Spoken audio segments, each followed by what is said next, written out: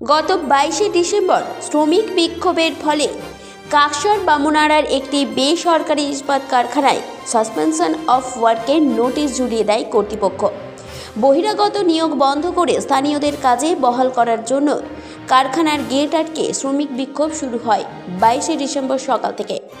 ব্যাহত হয় কারখানার উৎপাদন। এরপরেই কারখানা বন্ধের নোটিশ দেয় কর্তৃপক্ষ। এরপরেই আসরে নামে তৃণমূল শ্রমিক সংগঠন। মালিকপক্ষের সাথে দফায় দফায় আলোচনা শুরু হয়। আলোচনা হয় শ্রমিকদের সাথেও। কারখানা খোলার ব্যাপারে হস্তক্ষেপ করেন স্বয়ং শ্রমমন্ত্রী মলয় ঘটক। অবশেষে প্রায় 25 দিন পর মকর সংক্রান্তির পূর্ণ লগ্নেই ফের কারখানা খুলে গেল। স্বস্তির নিঃশ্বাস শ্রমিক মহলে। আইএনটিটিইউসির নেতা দীপঙ্কর লাহা জানান যে শ্রমিকদের সহযোগিতা ও কর্তৃপক্ষের সদিচ্ছার কারণে কারখানা খোলা সম্ভব হয়েছে।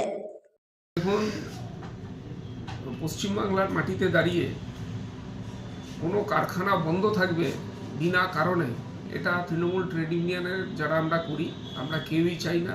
যারা আমরা শ্রমিকদের পাশে আছি, শ্রমিকরাও কেউ চায় না কারখানা বন্ধ থাকুক। কর্তৃপক্ষের সাথে আলোচনার মাধ্যম দিয়ে, মেকেল ইস্পাত কর্তৃপক্ষের সাথে আজকে আলোচনার মাধ্যম দিয়ে, সুষ্ঠু আলোচনার মাধ্যম দিয়ে আজকে আমরা দেখলাম কারখানা খোলার একটা সুষ্ঠু পরিবেশ হলো এবং কর্তৃপক্ষ মেনে নিল এবং আজকেই তারা নোটিশ কারখানার গেটে ঝুলিয়ে দিচ্ছে। আজ থেকে কারখানা ওপেন হলো। কি কারখানার নামটা কি?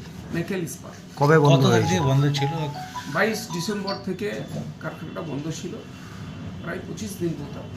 আজকে 15 তারিখ, আজকে কারখানা এবং সরাসরি আমাদের শ্রমমন্ত্রী মলয় ঘটকের হস্তক্ষেপে, তার নির্দেশে, শ্রমিকদের স্বতঃস্ফূর্ততা এবং মালিক পক্ষেরও সদিচ্ছায়, উভয় পক্ষের সহমতের ভিত্তিতে আজকে কারখানা খোলা হয়। কাকসা থেকে কৌশিক বাসুর রিপোর্ট, 99 নিউজ বাংলা।